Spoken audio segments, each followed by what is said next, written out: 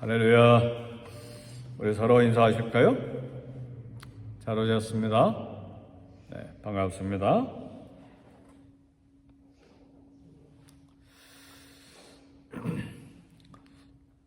바울의 이 고백은, 복음 전파에 대한 고백은 사도행전 20장 24절에 나와 있습니다. 나의 달려갈 길과 주 예수께 받은 사명 곧 하나님의 은혜의 복음을 증언하는 일을 마치려 하면은 나의 목숨을 조금도 귀한 것으로 여기지 아니하노라 그랬습니다.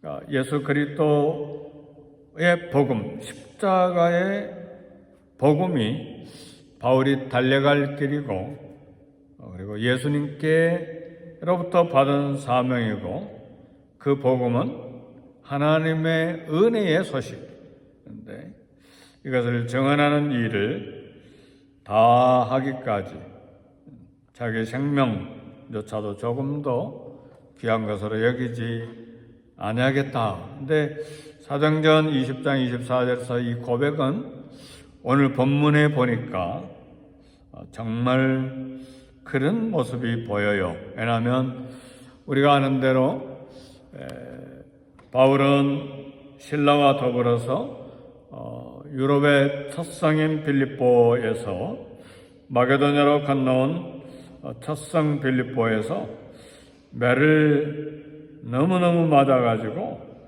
몸이 많이 상해 있을 텐데, 바울과 신라는 160km나 떨어진 데살로니가라고 하는 도시로 이동해서 또 복음을 전하고 있는 거예요. 우리 같으면, 저와 여러분 같으면 어떻게 했어요? 실컷 얻어맞고 여기도 아프고 저기도 막 아프고 막 아마 피도 터졌을 텐데 어떻게 하겠어요? 병원에 입원하거나 뭐 또 포도당 주사를 맞거나 아니면 일주일간 끙끙 앓고 있거나 그러겠죠? 안 그러겠어요? 이 약 먹고 저 약 먹고 뭐 몸이 회복되기를 기다리고 그럴 텐데, 바울과 신라는 160km나 된 먼 데살로니가 도시로 이동해서 다시 복음을 전했습니다. 그것이 오늘 우리가 봉독한 사도행전 17장 1절에서 15절까지의 내용 중에 한 부분입니다. 데살로니가 가니까 오늘 본문에 보니까 그 도시에 회당이 있었어요. 바울이 회당에 들어가서 전도했는데, 바울 전도의 특징은 어느 도시에 가든 먼저 유대인의 회당을 찾아서 회당에서 복음을 먼저 전했습니다. 그 이유는 먼저 복음이 유대인에게 선포되고 같은 민족 구원을 위한 것이기도 하지만, 실제로는 회당에는 유대인이든 이방인이든 복음을 받을 준비가 되어 있는 사람들이 많았어요. 왜냐하면 이 복음을 갑자기 증거하는 것도 중요하지만 구약 성경의 내용을 아는 사람들이 회당에 모이잖아요. 그렇죠? 그러니까 구약 성경을 아는 사람들, 유대인이든 이방인이든 이 사람들이 성경적인 배경이 있기 때문에 거기에 이제 구약 성경을 설명하고 해석하고 강론하면서 바로 이분이 예수님이다, 예수님이 메시아다, 훨씬 복음 전하기가 쉬운 것이죠. 그래서 회당에 찾아가서 먼저 복음을 전파하게 된 것입니다. 그리고 또 하나는, 당시의 유다인의 회당은 어떤 역할을 했냐면,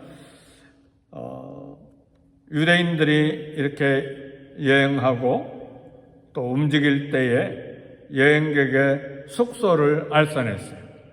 오늘 보니까 데살로니가에 가서 바울 일행이 야손의 집에 머물렀는데, 회당에 가서 말씀을 이제 전하면서 어디 좀 민박할 데 없습니까? 그럴 때 이제 야손의 집을 소개받아서, 왜요? 데살로니가 처음 가는데 아무데나 잠잘 수 있는 게 아니잖아요. 그렇게 여행객의 숙소도 알선받고, 또 해당은 어떤 역할을 했냐면 직업을 알선해 주는 거예요. 여기에 무슨 일용직 일할 일이 없습니까? 왜냐하면 바울 일행들이 그 무거운 동전을 막 싸들고 다니는 게 아니잖아요. 그러니까 안식일에 복음을 전하고, 그리고 평일에 엿새 동안은 열심히 일을 해서 먹고, 또 민박집에 또 비용을 페이하고, 그런 이제 직업을 소개받고, 이제 그런 일을 이제 해당이 해주기 때문에, 그래서 해당은 유대인들의 모임 장소이면서 동시에 삶의 중심지였죠. 그래서 바울에게는 처음 방문하는 도시에서 이제 회당을 통해서 방을 소개받고 직업을 소개받는 그런 중요한 일들도 처리를 했습니다. 결과적으로 회당은 바울 선교 여행비를 얻을 수 있는 그런 역할까지 하게 된 것입니다. 그래서 회당은 예배 참석자들에게 복음을 전할 기회가 됐습니다. 그래서 회당을 관리하고 예배 때 사회를 보는 회당장이 있었는데, 회당장은 안식일마다 이제 정해진 성경을 읽은 다음에 누가 오늘 모인 여러분 중에서 이 성경, 그때는 구약 성경밖에 없었으니까 구약 성경을 좀 설명해주고 해석하고 설교해 줄 수 있겠습니까? 그렇게 회당장이 물어볼 때에 바울은 그 기회를 놓치지 않고 그 구약을 해석해 주는 거예요. 왜냐하면 바울은 구약 성경의 정통에 있었으니까. 율법 학자잖아요. 또 랍비잖아요. 그래서 이제 설교를 하고 바로 이 예언이, 이 말씀이 예수님에 의해서 성취됐습니다. 이분이 바로 이 구약 성경이 말하는 이 예수님이 메시아입니다. 우리 구원이 되십니다. 예수님은 성경대로 죽으시고 성경대로 부활하심으로 우리 죄를 담당한 바로 구원자이십니다. 이렇게 복음을 전할 수가 있었던 것이죠. 데살로니가 도착한 바울이 회당을 찾아가서 오늘 본문에 보니까 세 안식일에 성경을 강론했다고 말했습니다. 3주간의 전도의 결과 반응이 어땠는가? 몇몇 유대인들, 많은 헬라인 무리들, 그리고 유력한 귀부인으로 나왔어요. 유력한 사람들의 아내들이 기독교인이 됐습니다. 바울의 전도의 특징을 보면, 먼저 빌립보 같은 데 보면 빌립보에 도착해서 한 일이 뭡니까? 먼저 기도처를 찾았어요. 기도하는 것이 중요하죠. 그래서 우리는 전도 나가기 전에 꼭 기도하는 거예요. 통성으로 같이 기도하든 대표로 누가 기도하든 꼭 기도를 먼저 하는 것이죠. 그리고 또 바울의 특징 중에 하나는 그 다음에 말씀을 전하는 것이었어요. 기도하고 말씀을 전하고, 기도하고 말씀을 전하고, 이것이 바울이 전도하고 선교하는 영혼을 건지는 방법이었습니다. 바울이 빌립보에 도착하고, 그 다음에 데살로니가에 가고, 그 다음에 베레아에 가고, 그 다음에 아덴으로 가고, 그리고 고린도로 가고, 에베소로 이렇게 계속해서 유럽으로 돌아서 아시아로 다시 이렇게 돌아오는데, 짧게 빌립보나 데살로니가나 불과 짧은 기간에 이동하면서 복음을 전하는데, 선교센터를 짓거나 건물을 짓거나 무슨 선교단체를 만들었다는 이야기가 없어요. 기도하고 복음 전하고, 또 핍박이 있으니까 데살로니가로 가고, 데살로니가에도 또 유대인들이 와서 막 소동을 일으키고 야손을 잡아서 겨우 보석금을 주고 풀어주고, 그러니까 또 베레아로 이동하고, 베레아에 와서 또 사람들이 또 힘들게 하니까 이제 멀리 아덴으로 가서 또 복음을 전하고, 이렇게 복음을 전하면서 계속해서 이동했습니다. 데살로니가 경우에 겨우 세안식일 정도 머물면서 예수는 그리스도 메시아임을 가르쳤는데, 짧은 3주간 동안에 건물 짓거나 무슨 선교단체를 조직한 것이 아니고, 예수님은 그리스도요 구원의 주이심을 증거했습니다. 우리도 이제 한남마켓 앞이나 올림픽이나 갤러리나 또 다른 곳에서 복음을 전할 때 짧은 시간에 복음을 전하는 것이잖아요. 그렇죠? 그러니까 그 시간에 길게 설명할 수도 없고, 또 길게 설명을 지나가는 사람이 또 들을 여유도 없고, 그러니까 우리는 바로 예수님 믿으세요. 예수님이 구원의 주이십니다. 예수님이 당신을 사랑하십니다. 예수님을 믿으면 당신과 당신 집이 구원을 받습니다. 예수님이 우리의 구원의 주이십니다. 이렇게 짧게 예수님을 또 선포하고 소개하는 것입니다. 물론 개인적으로 이제 약속하고 또 만나서 또 차 마시면서 또 귀중한 시간을 내서 길게 복음을 설명하는 기회도 갖지만, 바울의 경우에 지금 오늘 이제 이렇게 짧은 몇 날 동안에 이제 복음을 전하면서 도시로 이동을 했습니다. 예수님 나 위에 죽으시고 나 위에 다시 부활하셨고 나의 구원의 주가 되셨습니다. 이렇게 짧게 바로 복음을 전했는데 믿는 사람들이 생기는 거예요. 왜요?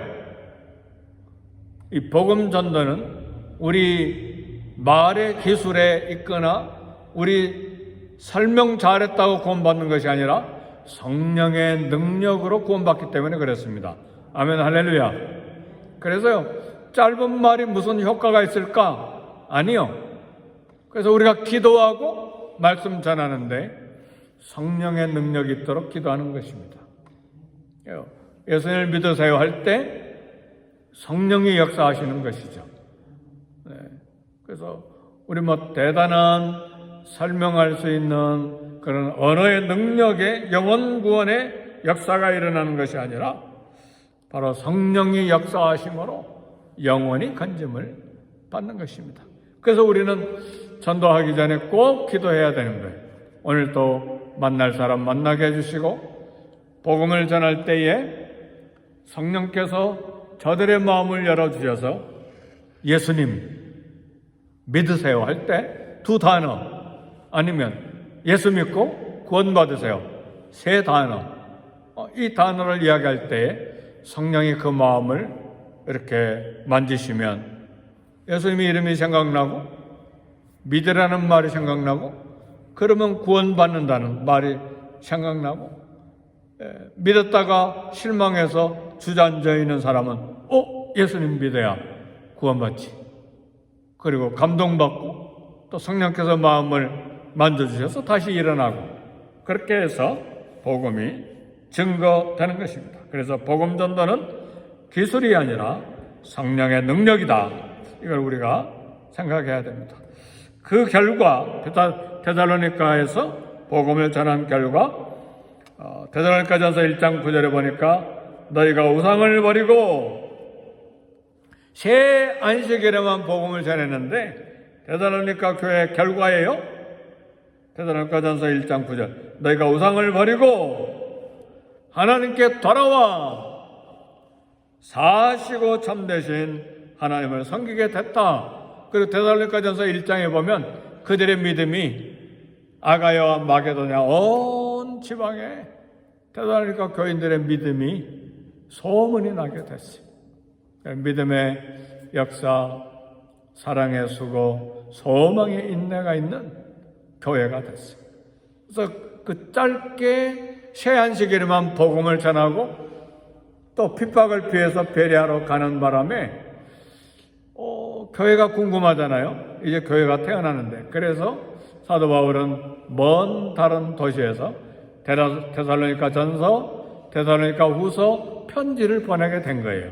그래서 편지가 생기고 신약 성경이 만들어진 것입니다.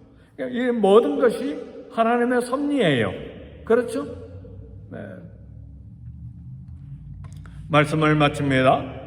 짧은 세안식일 전도 데살로니가에서 하고, 그리고 계속 베레아, 아덴, 고린도, 에베소로 이렇게 이동했지만, 그러나 이 복음 전도의 여행은 결국은 로마까지 전파되었고 전 세계로 복음이 확장됐고, 오늘 나와 여러분 예수를 믿고 구원받은 역사가 일어난 것입니다. 그리고 나와 우리 자녀들과 손자와 손녀들도 예수를 믿는 사람들이 된 거예요. 아멘, 할렐루야. 그래서 이번에 그 현장을 보고 많은 도전을 받았어요. 왜요? 선교 현장을 떠난 지 15년이 됐는데 그 자녀들이 예수님을 믿고 청년들이 돼서 우리에게 복음을 전해줘서 우리 가족이 다 예수님 믿게 됐습니다. 조그만 주일학생 꼬마들이 결혼해가지고, 필리피라고 하는 애도 조그만 꼬마였는데 결혼해가지고 아내를 데리고 와서 소개하고, 목사님, 파스tor, 우리 아내는 영어 선생님입니다. 그래, 영어 선생님이 됐어? 얼마나 반가운 거예요. 생각해 보세요.